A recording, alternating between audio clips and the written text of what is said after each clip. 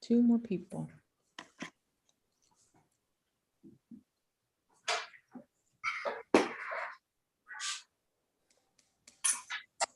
Oh. 6:32. All right, come on, Sandy.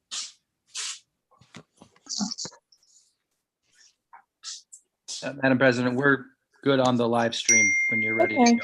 All right, let's go and get started. It's 6:32. We need every minute. I'll call this meeting of the Waco ISD Board of Trustees to order. I see we have a quorum. I see Mr. Vidania, Mr. Sykes. I saw Mr. Manning, and I don't have my gallery view up. There's Miss Houston. So we've all been here every time, so I would guess we're going to end up having everybody here, but we've got 5 of us right now. Thanks everybody for joining us in the middle of March Madness. You know that's a sacrifice, right? I do, I know, and everybody can kind of have their smartphone on the side and check their bracket, it seems. No. So with that, I don't have any other business. I'll just hand it over to you, Dr. Kincannon. Thank you. Welcome, everyone. We're in for a great meeting this evening. We do have a lot to get accomplished, and it will be very similar in format to our last meeting. The only thing I have to mention is that we do have a packed meeting, and we do want to try to get done by 8 o'clock. So as you think of questions, if you could put them in the chat box or hold them, that would be great.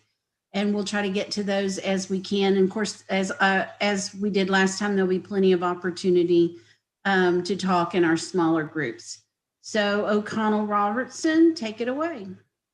Great. Thank you, Dr. Kincannon, and appreciate everybody's effort. And for me, Texas Tech lost out of the bracket, so the March Madness is over.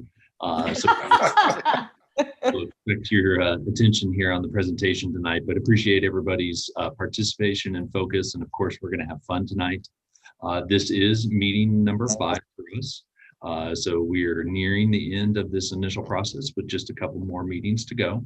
And as Dr. Kincannon indicated, we're going to parallel a lot of the efforts as we did last meeting where we discussed the high school strategies. This time we're going to focus in on the middle school strategy. So we're going to run through a couple facility examples to get a feeling for what some additions and renovations would feel like, talk about some of the key metrics, which you'll see are again parallel, and then dig deep into the middle school options for breaking out from there. So welcome everybody here again, and we'll jump into some facility examples. And really are giving these our less than our options as we move forward. But they really represent what middle school facilities can be as a new facility or renovation. And the first facility that we identify is Danville Middle School. This is one for Comal ISD. It was a brand new facility on a greenfield site, roughly about 166,000 square feet to support 1,050 students. And one of the key concepts here, and you see it really in the top right image and a little bit of the bottom right image, is the library is really the heart of the school. It really is the focus of the campus with the educational classrooms around it, but really provides a facilitating and collaborative space. That idea of collaboration is pulled throughout the facility. You see those in the rest of the images. From breakout areas where students can extend the learning environment beyond the classroom, create flexibility in terms of being able to use the learning stair or the space outside of the library. And that theme is carried really throughout into the central cafeteria and the learning commons, and then as well to outdoor dining, and really kind of invigorates the campus with natural light, learning throughout, learning on display. Great opportunity to do in a greenfield site. As we move to the next image, this is our second example here, is Gerald Middle School. So this is a small community north of the Austin area, north of Georgetown. And here, this facility was originally the K-12 campus for the district since 1912. Starting in about 2005, the district was growing as part of it being an Austin suburb, and started adding facilities, including their high school, a new high school and a new elementary school. But here they wanted to really come back and study the opportunities for turning this into a middle school campus. I look at this example as we talk about facilities moving forward tonight, is identifying a key element on the site that we want to maintain, or doing additions and renovations on the existing site that it's entirely possible. So in this sketch, you'll see the buildings that are outlined in the white dashed areas are existing facilities that were maintained on the campus. And they actually ended up supporting a middle or a intermediate school. And then the area that's shown in the blue box is an existing gym that was identified to have value in moving forward. So from that core element of the new gym, the red blocks represent a new facility that in essence was added on to that existing gymnasium, which included new performing and fine arts space, cafeteria, gymnasium, and then the core educational space. So as we look at the next slide and look at what that looks like, for all intents and purposes, it really looks and feels like a new campus. You have one of the existing gyms there at the top left space, where it is that existing building that created that anchor. And here as well, we really focused on creating a safe and secure campus during construction, required a lot of coordination while it was an active campus, but then as well focused afterwards to create a new facility.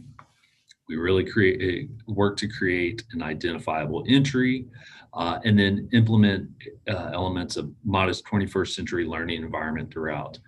So a very high-tech library in the bottom left, putting education and futures on display in the bottom right, all the way to giving a world purview in the top right. That's a map of the world with time zones to really kind of give a sense of students and the world beyond where they live. So a great opportunity there, and that campus was built almost 10 years ago now. Our next example is North Belton Middle School. And so this is one that Dr. Cannon is actually very familiar with, was constructed in 2015, is about 2,600 students. And here this design really focused on a centralized core of library, cafeteria, and gymnasium. And it's really the two photographs that you see at the top. That are then flanked by two classroom wings that are on each side. Those classroom wings that you see in the bottom right are again focused on that 21st century learning environment, where you see the classroom through the glass on the right. Students can push in and pull out, and then they have fingertip access to whiteboards, projectors, soft seating, and furniture within that design. Dr. Cannon, is there anything you'd like to add on this one? No, it's pretty great design, two-story building, and those breakout spaces in the end of each classroom wing are pretty phenomenal for the students to use and gather. Great.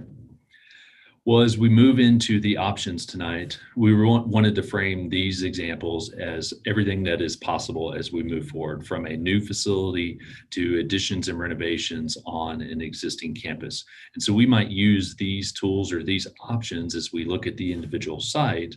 But again, you'll see that we're going to kind of step out and look at more as a global picture as we talk about the middle school designs. And so we'll again hit in the key metrics for middle schools, and Casey, you're gonna take it from here. Yep.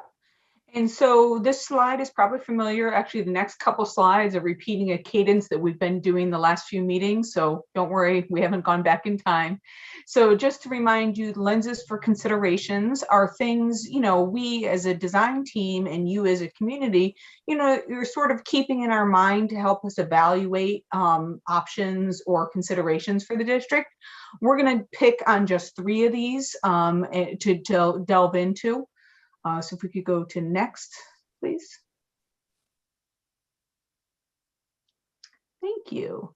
And so just as a refresher course for those who don't see this map frequently or maybe have kids out of school at this point, the district currently has 4 middle schools that are shown here.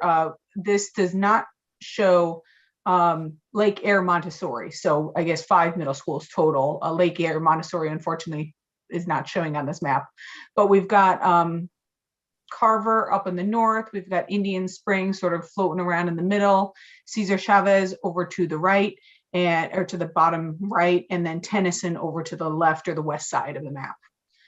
If we could go to the next one. Oh, back one, please. Thank you. And so this, again, familiar.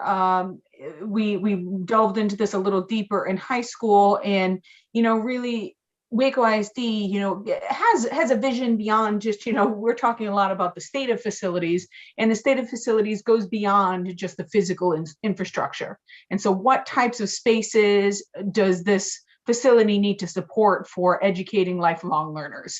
We want the students to have the tools at hand, and the teachers as well, to help facilitate, the big issues we want to touch on is, are we able to teach students how to collaborate? Do we have opportunities for students to be a little more self-directed? It comes in stages versus over various campus sizes. Are we able to integrate critical thinking? And that goes everything from your lessons to all the way through project-based activities, learning. And so spaces can support that in a variety of ways, as well as we want to instill appreciation of creativity, imagination. So having spaces that allow us to go ahead and do that. So if we could go to the next one. And so this should be a little bit familiar to you. We've got the demographics up to the top. And so this just takes into account the 4 comprehensive middle schools. Again, Indian Springs, or not Indian Spring, Lake Air Montessori is missing from this metric here. And so you can see in the yellow highlight, that's the most recent fall semester that just ended. And you can see total capacity or total enrollment across all your elementary school or middle schools was just over 2,800 students. And then if you look sort of 2 columns over to the left, you see a capacity column where you can see the schools. Many of the schools are actually built oversized. That they were built at a time, with the exception of Tennyson, they were built at a time that, really we just haven't filled them up as of recent. And so when the chart down to the bottom, when we look at middle school capacity, that's what it's summarizing. The first 4 lines total, how we have to 3,720 students we have the capacity for in middle school. Now, to help us with the math there, that's 22% our enrollment, 22% over our enrollment. So we've got a lot of extra space here. And so if we keep all the facilities as is, we'll keep that existing space. But, ultimately, if we as a group decide or recommend, renovation or potentially replacement of facilities, we would recommend a target of closer to 3,000 students capacity. That is still 5% above your maximum and projected enrollment, and that still gets everybody out of portables. And so you just keep 3,000 in your mind as we're moving forward to go over some other things. And I wanted to refresh, this one came across our meeting a couple meetings ago, and here is just talking a little bit about school size. And so, if we were to match the size of Cesar Chavez, which is your most recent middle school, that's just over 1,000 students, there's a certain implication to staffing and support of that. Whereas if we were to consider smaller schools, which is currently how they are, they're in larger facilities, but some of your middle schools are actually closer to this capacity. The staffing impact is cost per student and fixed cost, does change. So again, we're just sort of planting the seed here, because when we talk about, sizing of schools beyond just the physical space that we're purchasing and maintaining, it's also a staffing impact in terms of costs. We could go to the next one. And again, sorry about that, insert Lake Air. And so this slide we've gone over a few times, and the top is indicating, from our facilities conditions assessment, that's looking at the school, what needs to be replaced, everything from roofing to flooring to better windows to include mechanical systems. If we were just to bring Asian facilities up to modern standards, the costs are summarized at the bottom. As a reminder, this does not address modern or current teaching pedagogy. So this does not necessarily support project-based learning or collaboration spaces or any of those. This is just to get the physical buildings up to date. So if we, again, leave out Lake Air Montessori for now, we're coming in of total a little over $100 million just to get the existing facilities up to modern standards. So we could go to the next one. And here, best opportunities and potential projects. So along the north-south axis or the vertical, you're tracking educational suitability. And so that's saying, this school has spaces for collaboration or project-based learning or flexibility for inclusion, et cetera. And down at the bottom, the east to west horizontal axis, we're showing the facilities conditions assessment. This is the physical state of the building. So to the top right would be the highest scoring schools. To the bottom left would be the lowest scoring schools. So what we can see from here is Tennyson, for example, is in the worst shape, both in terms of physical environment and educational environment. Whereas we have a whole bunch in this middle range, Carver, Indian Spring, and Cesar Chavez are both addressing modern teaching in the middle range, whereas Cesar Chavez is much better off physically. As it is the newest facility, that kind of makes sense, this sort of verifies our knowledge of it. Yeah. And then Jared, do you want to talk us through sort of setting the stage, or you want me to? I can jump in too, Casey. There you go. And really just wanted to, before we jump into the options specifically, just remind everybody as we look through these that we are looking at this really as the long-term opportunity over the next 15 years. The bridge here representing the vision forward, not just the short term. And so as we look at these options, knowing that it may not be that the proposed project or a solution is happening in the immediate or over the next couple of years. It's really that 15-year timeline for these projects. So if we can go to the options here, you'll see there are three that we'll be presenting here. And the first one is really, as Casey had mentioned, about maintaining those systems, is just providing that baseline of keeping these existing facilities operational. And I'll point out between the three options here, it's important to note that option 1 maintains a total of 5 middle schools, and options 2 and 3 have a total of 4 middle schools. And you'll see there on options 2 and 3 that would be consolidating Carver and Indian Spring. And then that third option is different in that it also would propose to replace Tennyson.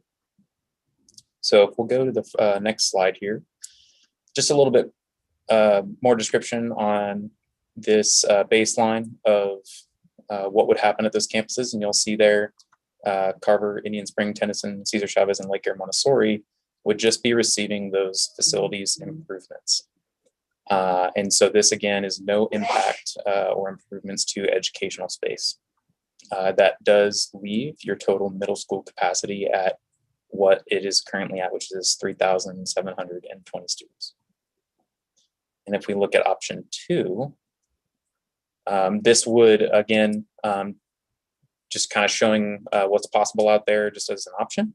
Again, that plan you'll see in the top right is not a final decision or design or a layout. It is simply suggesting a concept to kind of get the conversation going. And this would be a proposal to consolidate Carver and Indian Spring, and just showing there that it is possible that you could fit that new facility on the Carver site as an example. And so I have an idea. I'm sorry, this is Ilda Sabito. Is it okay if I? Yeah, please jump in. Yeah. Okay. Have you guys ever thought about using Indian Springs Middle School for Lake Air Montessori's middle school, and for our districts to be able to offer a little bit more in that area as far as Montessori? Dr. Kincannon? No, we haven't thought of that idea. Sorry, it just came. Just to be honest, that's a new idea. Oh, great. it's just something to think about. I think that Lake Air is growing quite a bit, and it's definitely something that has attracted people. I know it attracted me to Waco ISD. My child goes there. So it's just something to think about if we are Sure. going to consolidate with on Carver. That leaves a building and an opportunity for more attraction to our educational system. Thank you. Yes, ma'am. Yeah, and just a quick question from Aaron Zimmerman here. Just if this plan was done, the consolidation of Carver and Indian Spring, and if you're going to answer this later, then ignore me now. But what would happen to the Indian Spring campus? And that, Yeah, so I think, Ilda threw an idea out there, but I'll throw another idea out there, that it could become the administration building for Waco ISD, and we could potentially sell the current administration building, which really, really lacks a lot in terms of professional development and our ability to bring people in for training. And those 10 floors make collaboration really hard with our staff. So that's one idea we had. Thank you. Yeah, thank you. absolutely. And these are all great thoughts. And again, we're just putting these out there initially just to get that conversation and get the ball rolling. And so again, as we're showing these options, just keeping in mind that it's not just these three here. We're open to having that conversation and can look at especially what happens with the Indian Spring campus, as well as options for the new facility. And so you'll see on the left side of the screen there that this does remove the FCA scope from Carver and Indian Spring for the most part. And down there at the bottom, that estimate is shown basically to compare your baseline with the new facility. And so what that 50 to 60 million number is representing is essentially the what's it going to take to keep that building going for the next 10 to 15 years. And then that additional $10 million is what is option 2, which is building the new facility to replace or to consolidate Carver and Indian Spring. So we're trying to show apples to apples here of your option 1 to option 2, and just how that cost is different. And then you'll see too that the middle school capacity by consolidating does come down a little bit closer to that 3,000 number, right at 2,910. Jared, did you want to chime in with anything on this option? Yeah, so I think as we looked at the options and to answer a couple of questions that Aaron, you had asked about enrollment and forecast within the chat, and that the numbers are based on the demographer's estimate. So he is looking at regionally what is occurring, and then specifically what is happening within the Waco ISD boundaries. And so I think, yes, to answer your question simply, yes, the growth is outside of Waco ISD from there. And that was some of the information that we had presented, I think last meeting or the meeting before that. But he has about a 30-page presentation where he's chasing housing starts and those kind of things. Yeah, they look at historical data and birth rates, and they usually trend pretty much on track. Okay, thank you. At housing as well. And so I think to then get into the options. So option number 1 is in essence, create the baseline of where we want to move forward. And so as we really studied the data that was before us from the capacity and the enrollment to then looking at how do we move forward? What is the opportunity cost for a new school? And also additionally listening to some input, just like Ms. Sabito had indicated, here's a great idea. Well, let's chase that idea. And so the discussion was, looking at the communities of Indian Springs and Carver, and generally those campuses are about half used in terms of capacity enrollment. So there's that opportunity as we look forward to kind of bring together the items that we talked about in lenses from operational cost, but then also opportunity to enhance the number of staff per student because you have a higher campus enrollment. And then as well, I look at the opportunity cost, and I think you see it. What we saw is at the bottom line is to maintain the facilities exactly as they are. You're seeing $50 to $60 million of cost, and for a premium of $10 million, you get a brand new facility between the two that meets all those educational needs from that standpoint. So the 50 to 60 million, remember, would just be addressing materials and systems and not addressing educational space. So it would be over and above that. So really, you could say option one, if you wanted to implement all the goals, would be above it. And so that's this balance that we're really looking at and wanted to present of how do we address the district goals for educational, how do we address capacity and long-term operational, and some of the lenses is really the feedback we're looking from this group of, how does this look and feel as we move forward? So any questions about option 2 before we move over to option 3? This is Trustee Manning from District 1 of Waco Independent School District. Are we considering family? Are we considering people in the East Waco district also?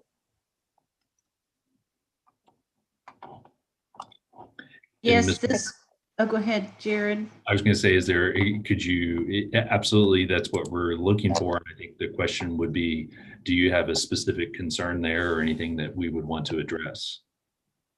Because we are always interested in neighborhood schools. We have to be looking at how far do our kids have to go to attend schools. Absolutely. And I think as you look at the map, that was part of the reason we had shown that is those are two of the closest campuses in location. Okay. Okay. Well, I'm slightly confused right now. They may be close in area and stuff like that, but what will the parents and the kids that need to go to these to the schools, what will that entail? Yeah, so I think when you make a change like this and you take a campus offline and you relocate students, then you would redraw attendance boundaries and you would look at your transportation services. I think Indian Spring, I don't know that you necessarily consider that a neighborhood school, although I'm still new to the community. But I'm not sure that would be any further for students to go to Carver, but we'd have to look at the map and study that. I'm going to put the point that dealing with the people over here in District 1 and District 2, that may not float. So, and I think, Mr. Manning, one of the things that we would love to hear as we move forward is that feedback from the group. It fundamentally, is this option palatable? And would the community support this type of option? And I think we'll have some time to talk about that in our small groups and then share out. Well, I'm definitely, because of the feedback that I get, we want to keep community schools over here in the East Waco area. We have to keep them. And you're talking about with J.H. Hines, you're talking about Carver, and even Indian Springs. We in the East Waco area need to keep our community schools?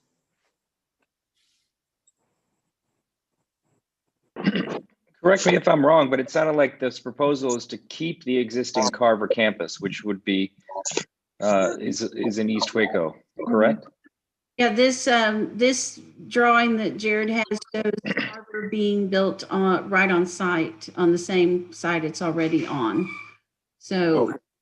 it's just like Waco High School, it would be a rebuild, but it would combine Indian Spring and Carver. So the most beautiful, most technologically advanced, newest middle school in Waco would be in East Waco in this proposal. That's correct. Okay. And is that also saying that we will eliminate Indian Springs? Yes, that is this option that Jared is showing you all right now. It takes Indian Spring offline and builds a new school on Carver property. Okay, what would be the capacity of the new school? So right now, we're showing 1,060 students. We'd really want to hone in on the right number there, but that matches Chavez Middle School. Mhm. Okay. Also matches Tennyson. They're all in that 900 plus range. But but like I say, bottom line, they still keep the school over in the East Waco neighborhood. Correct. Okay. Norman, that's just one proposal. Okay, it's one possibility, but let's keep looking and see what else is available. We're not gonna make these decisions tonight. Yeah, we're gonna go work through. Jared's gonna work through all of them, and then we'll talk about them all in small groups. Yeah, we're getting kind of bogged down in this. Well, I think it's important, and it does lead in because it is a key factor in the next option here. And so I think as we looked at the data, and that's really about the facility condition assessment, we heard a lot of discussion, from the district about needing to meet the needs of Indian Springs and Carver. And that's observable on site. It's what we've identified as the data.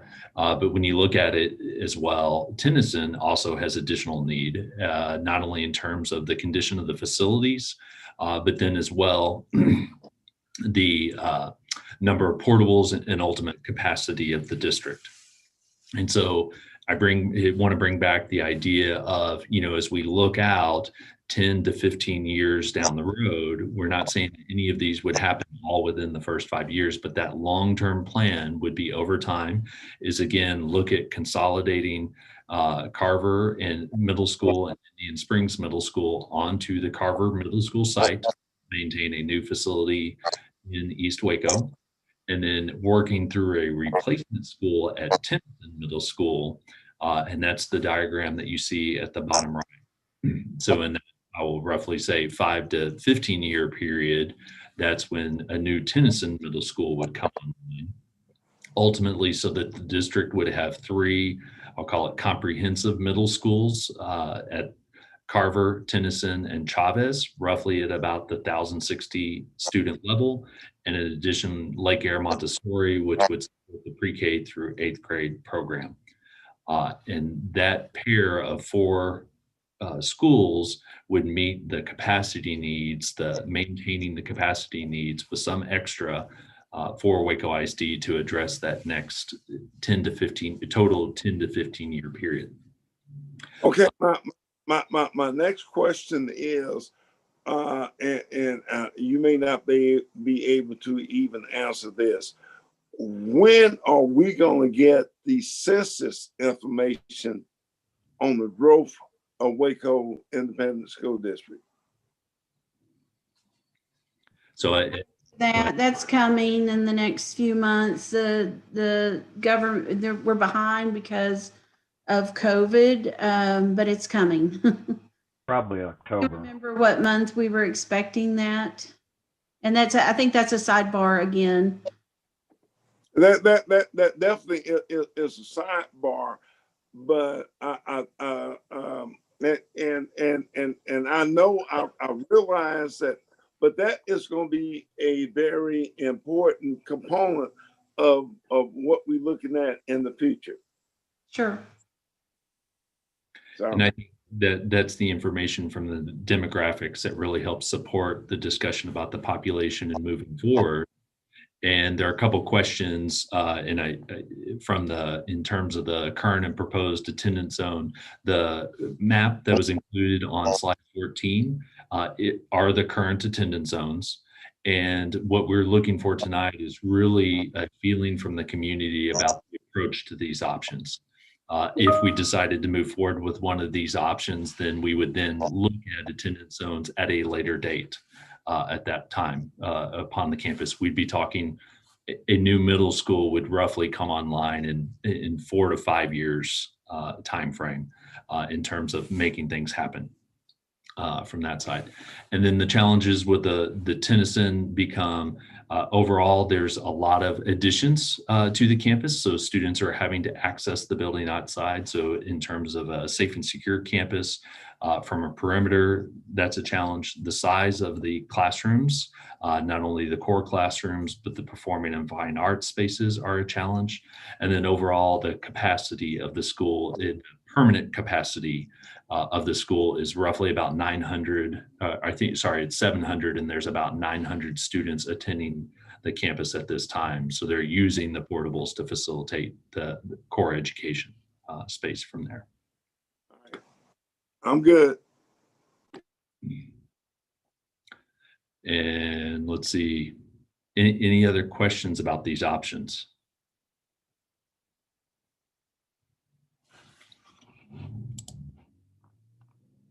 Okay, so I think really as we move to the next slide, this really kind of summarizes the three of, again, what we've been looking at in terms of the data. And you'll see option number 1 is maintaining the campuses as is. Option number 2 is looking at a consolidation onto the Carver Middle School site of the 2 campuses. And then option number 3 adds on the replacement middle school at the Tennyson Middle School site. And if you'll give us one more click here, you'll see that then we're looking at the middle school capacity across the options of bringing down the number of campuses supporting.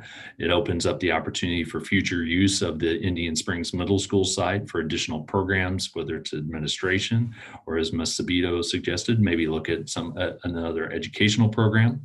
And then the last click here will get relative cost between the two in terms of the baseline cost, about a $10 million premium and about a $50 million premium for the addition of those campuses. And so as we transition here, we're going to transition into our breakout groups. And we're going to do a 3-step process. The first is we're going to poll everybody and get a sense of where they stand right now. Then we would break out into groups, and we'll talk a little bit about the breakout of the groups, but the goal is really to discuss these options and those lenses, which include all the things that y'all been talking about. So you're right on top of it, from the impact to education, location in neighborhood schools, transportation, operational cost. But again, keep in mind that we're thinking 10 to 15 years down the road. We'll come back, report out, and then we want to take a final poll to see if people's opinions have changed there along the line. So we'll start off with the first poll. And so if you will bring out your phone, and what you will see there again is if you will text, the phone number you will text is 22333. And the first message in the text you will type is OCR 1950. And it'll say, congratulations, you've joined. And then you will add in, you will text 1234 or one of the options for the options. And we'll give everybody here about 30 seconds, and then we'll start looking at the poll results and see if we're getting close to about 60 responses.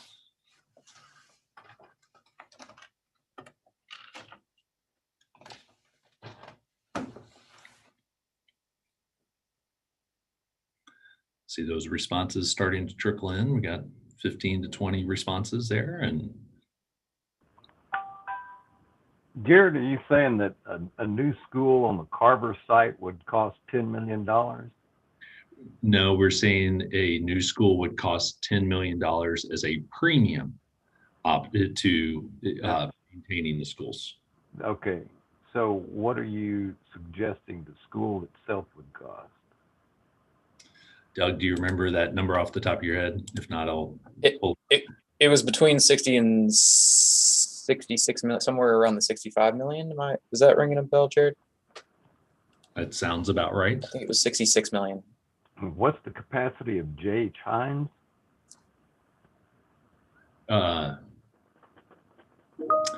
Hines Elementary School, I believe, is 1,050.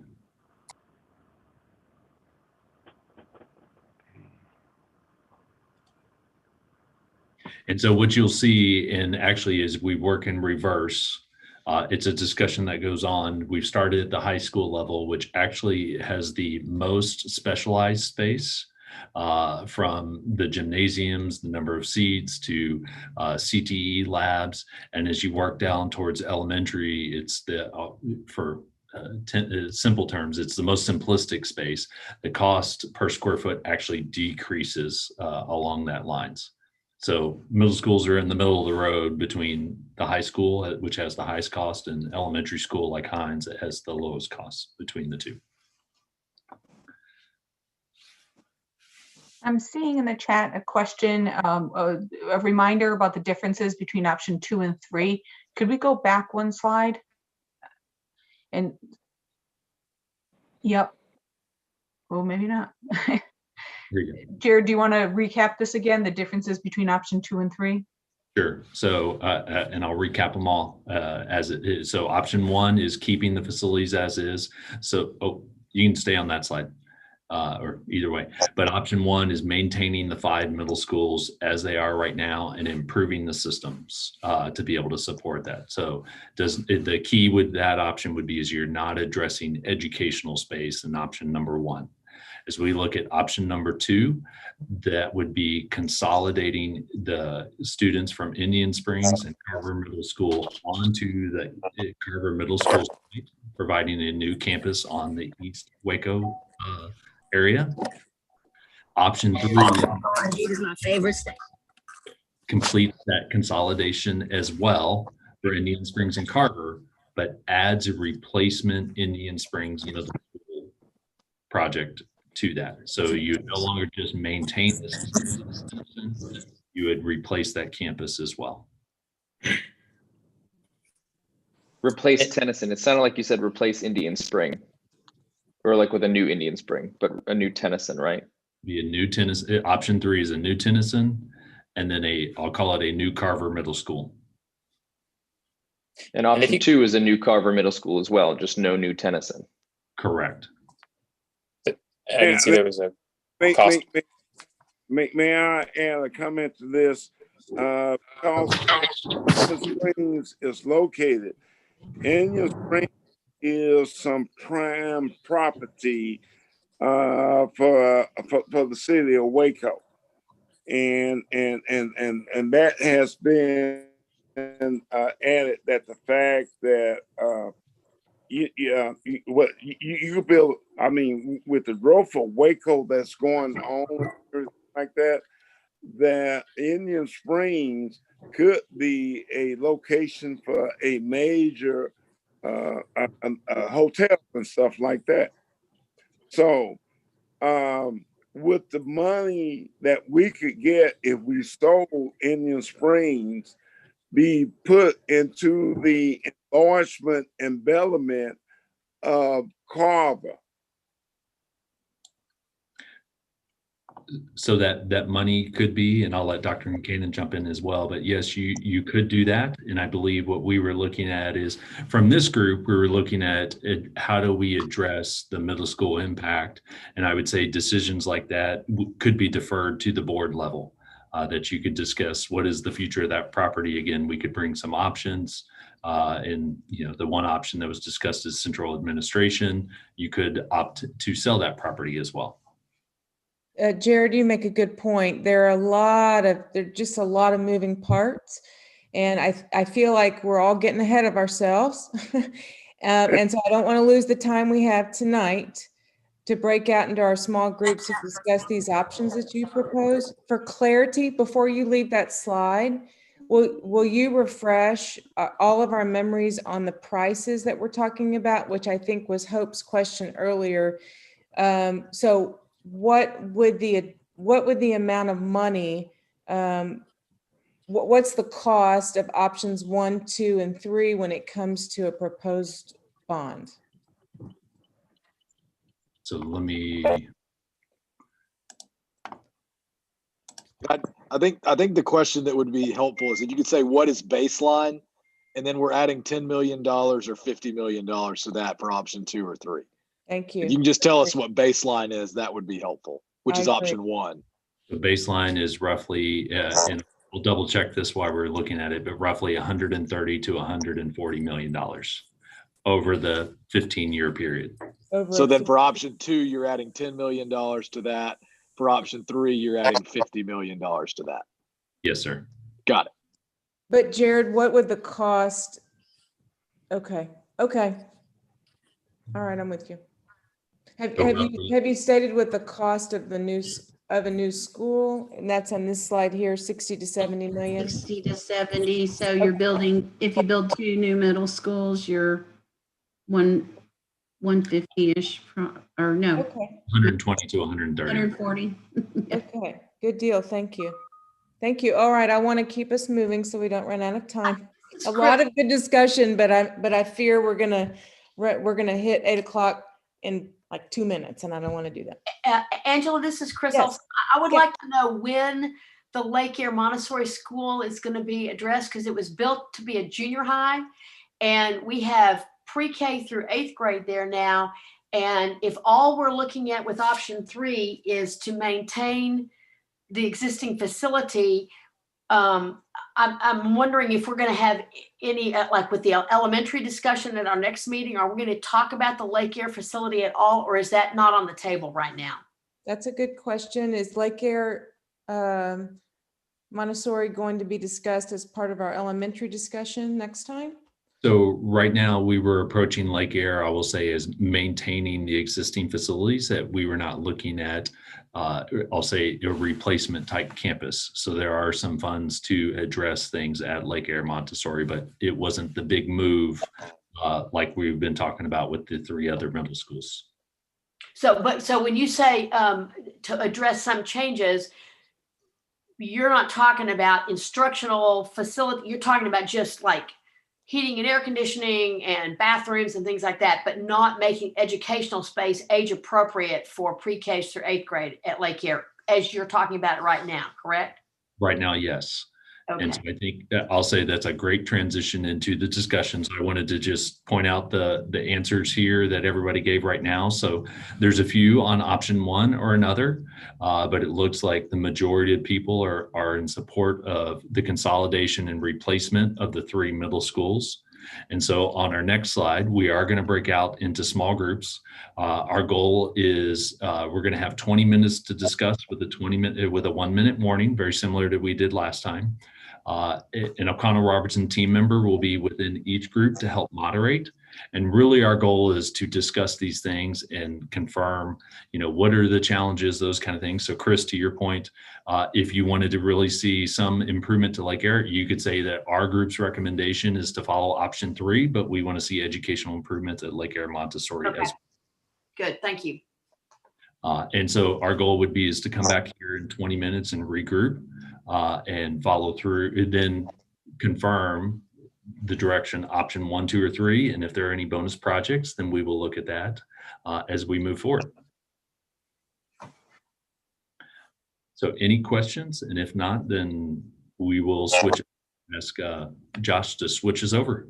Yeah, I'll switch over, and then also a member of O'Connell Robertson will report and summarize when we resume. Yes, thank you for that reminder.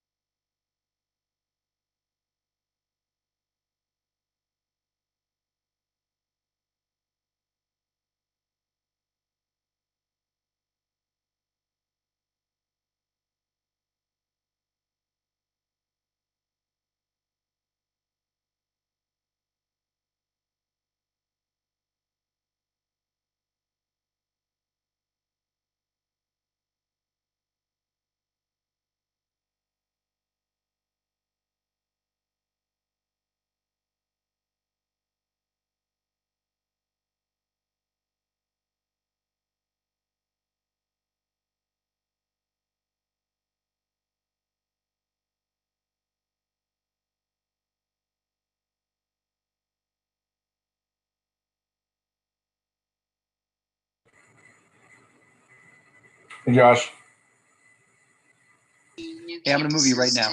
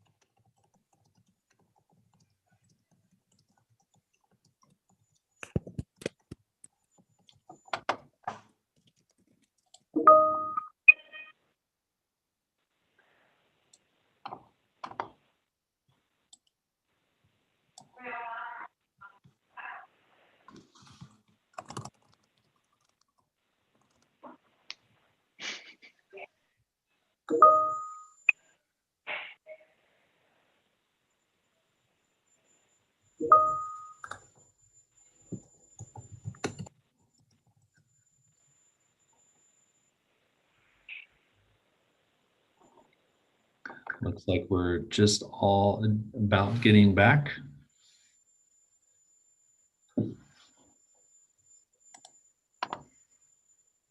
Josh, if you want to let us know when we're all back in the main room.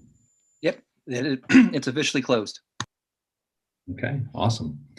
Well, appreciate everybody's discussion here, and we're going to go around and let the team members kind of report out. So I'll go first for our group. So our group was pretty solidly for option number 3, and they had identified the needs, very specific and necessary needs at Tennyson, including the portables and addressing capacity, permanent capacity there at the facility, as well as Carver. They really felt that the instructional opportunities of new middle schools can really help create opportunities from an educational planning standpoint. There was concern, which we would talk here as we move forward, about how to address those priorities moving forward between the 2 middle schools, amongst the high school and everything else. And then we are sharing baseball scores here. And then we're going to look at it, or the idea was improving the middle schools and high school campuses really can support maintaining the schools, but also will help competition against the adjacent districts. So as you're competing against Midland or China Springs, it really gives the educational facilities a gym to attract students at that secondary level to stay within the district. And finally, there's some mention of unicorns, but I didn't really catch that comment within our group. So. All right, Doug, you want to jump on your group? Sure. Yeah, thanks, Jared. Again, yeah, thanks. Want to say thanks to our group as well. Really great conversation. And I think one of the things that came up first was actually some discussion about, does providing these new facilities, potentially bring in some people and some families back to the district that haven't been there, up until now. And so, having some facilities that people, the students can really take pride in, being a really strong point. And then it was also mentioned, really encouraging to see that the newer facilities could be achieved for a more reasonable premium as compared to the facility conditions assessment costs. And so really our group, I think, all leans towards option 3, noting some really specific concerns at Tennyson, for example, that, the 6th grade classes in portables, and they really struggle with, weather conditions when it's raining, having to move between classes outside, and, really getting wet and basically staying wet throughout the whole day is something that was so brought up. And it was also mentioned that the opportunity for new facilities that as learning has adapted and changed over the last several years, that our facilities really need to take on that level and adapt and provide learning spaces to foster creative thinking and independent collaborative learning. So the last thing I'll mention was technology. And there really is a struggle in a lot of the older facilities to incorporate newer technology. And that, it's something to think about, when you do a renovation, that it's not always as easy as plug and play with the technology. Sometimes it takes a little bit more than that, and it's not always as reliable. So, it was, again, really great conversation. Thanks to my group. And I will pass it over to Amy. Great. Thanks, Doug. Great report. I had a great group. I think we were group 2, and we had a lot of good input. So on option 1, I would say this group was not in favor at all. Some of the feedback was, that we've done this. This is what we've been doing over the years, and it's time to kind of move on and make some big changes. So option 1 was not preferred to only address the facility condition assessment issues. However, during this conversation, there was a request that we be sure and look back at Lake Air Montessori and its needs for improvements, the facility condition there. Some of the people in the group would really like to see some investment in this campus, and understand that could be a long-range plan, but they'd like to see it talked about in the plan. But everybody did agree it's well maintained and the staff is great, but just there are some facility issues there as well. Option number 2 was consolidate Carver and Indian Springs. We had some good conversation about this. It's definitely favored over option 1, at least. A couple of the comments made were to please be sure that we that the district consider keeping the Carver name for its historic importance and community importance if there is any sort of consolidation or combining of campuses, to make sure that that's considered. The group really loved the idea of having new facilities, but are worried about the cost, since we haven't talked yet about potential bond capacity. So they're keeping that in mind, but feel like if we can afford it, we should do it for the kids. Another topic that came up here was just voicing some concern about any type of a consolidation or combining of campuses. While these two seem to make a lot of sense from geography and attendance, wanted the district to be sure to keep in mind this is always a concern for community members. And so think about the impact on a neighborhood of past boundary changes or consolidations, and the communications and all those things involved when considering which schools are taken offline. And then the other positive aspect here that was discussed is, the potential option of repurposing one of these schools for another great community use and district use, such as a possible administration building, as was mentioned. So then that took us to option 3, which which was the favored choice. We took a thumbs up vote with our Zoom reaction button, and it was overwhelmingly the choice. It might have been unanimous, but a few of us had a hard time finding the thumbs up button, but we overcame. So this is the option that our group would choose if it's possible. Some of the feedback was just that Tennyson is busting at the seams. So many portables create some challenges, as well as economical issues at this campus. So the thumbs up choice was option 3 for our group. Thank you all too. Y'all were awesome. And I will pass it over to Jessica. Thank you. So our group had a lot of similar, I'm going to echo probably a lot of things that Amy's group just discussed, but overall, our group felt that option 3 is the best out of the options that were presented this evening. And it did say that keeping Carver is very important to the community, and feel that it could even enhance the area given upgrades and addressing a lot of those facility needs. But one concern about combining these schools, Carver and Indian Springs, is the cost of transportation, which as I'm assuming that as we move further down the line, that would be addressed, but that is something that the group felt very strongly about in that addressing, the busing and the situation for those kids over there. The other kind of slight hesitancy about option 3 for our group was Tennyson. They were very overall just kind of curious as to why it ranked low. So would like to see some of the information on the rankings and how we arrived at those rankings, and would like to see the comparisons from the other middle schools on that part. But did agree too that the portables definitely needed to be addressed. But kind of also said maybe once we see all of that, maybe it's not a whole new campus that Tennyson needs. And that way it could kind of use money to address another topic that we discussed, which was Lake Air. And Lake Air just being monumental in the community as far as it's a huge attraction for the district. And so just addressing some of those educational needs, those classrooms that are not quite appealing to the preschoolers right now, that could possibly be a way. But, you know, overall, would like to see some of the information on how we arrived on Lake Air and kind of see more of that facilities assessments and some of the data to review before that's completely taken off of the table. So would like to see some of that as an option as well.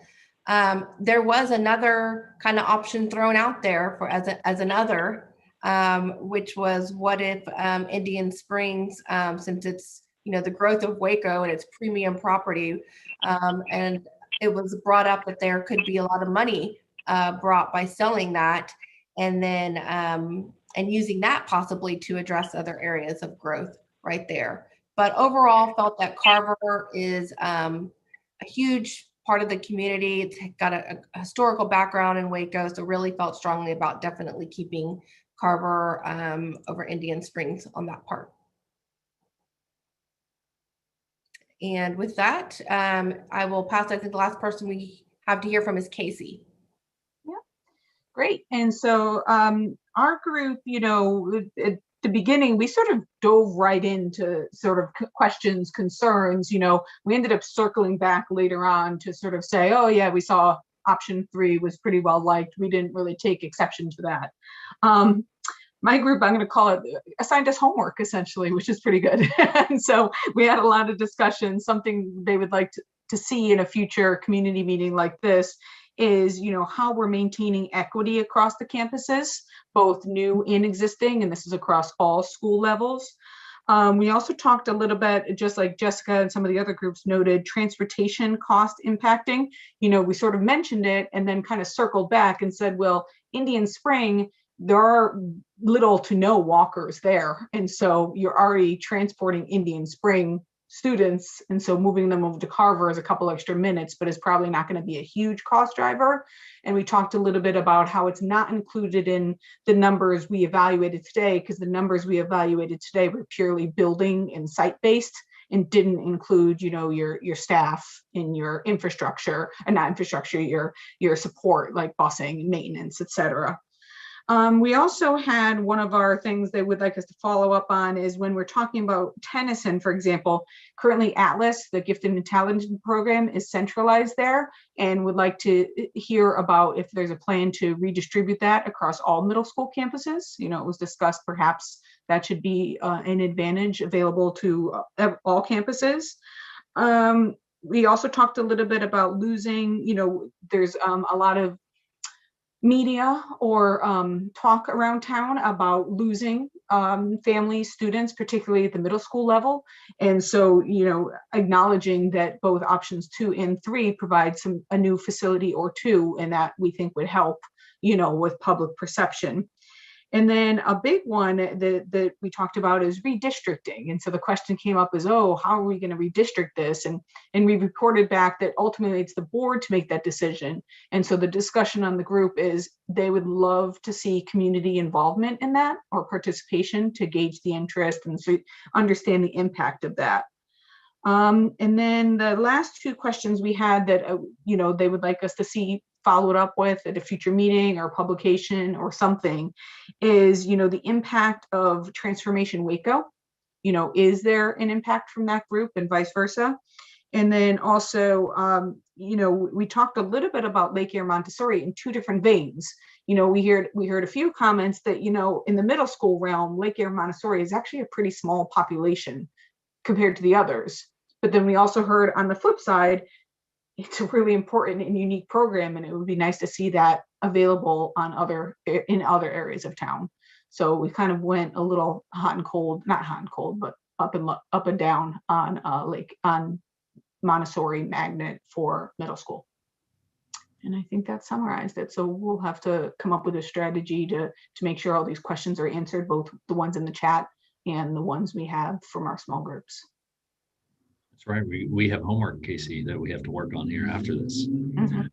Exciting stuff, and I think it was great discussion. And I think, Jessica, if you want to bring the presentation back up, I think after hearing this, and it seems like a lot of the voices we're leaning towards 3.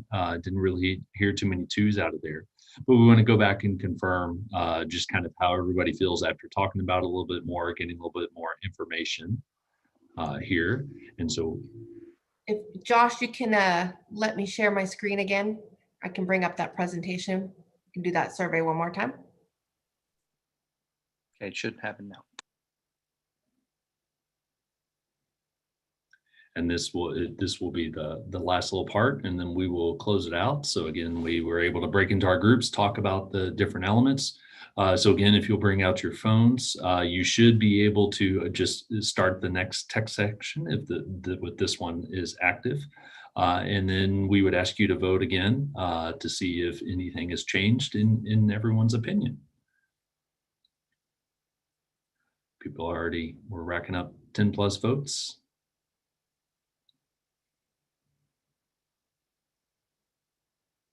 Looks like option number 3 is still very strong, and I assume option number 4 is the I'll call it the plus Lake Air Montessori focus there along the way.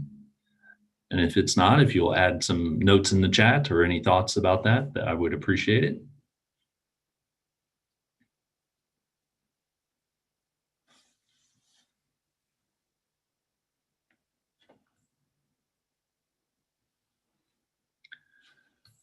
All right, still very strong support for option number 3, but really focused in a little bit more on the other this time, but no option number 1s as we maintain. So good information. And Chris did confirm that is a yes for Lake Air Montessori within the chat. And so this will actually round out 7:58 here, wrap up and next steps for our meeting. So again, we have now finished meeting number 5 here. We're going to meet again on April 12th. And so very similar discussion on this one that we'll be talking about elementary schools. So be ready to discuss. Appreciate everybody's participation and appreciate everybody's focus tonight. Great discussion. And we will look forward to seeing you here in 3 weeks. Dr. Cannon or Angela, anything you want to close out on? I'll let thank you all. I will let our board president close out the meeting.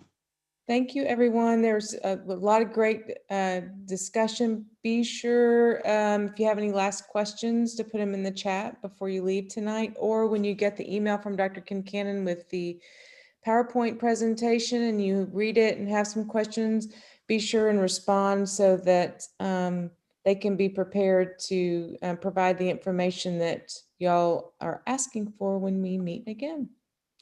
Okay, good luck on everybody's brackets. And with that look at that, 7:59. So we have another minute or two if you want to drop things in the chat.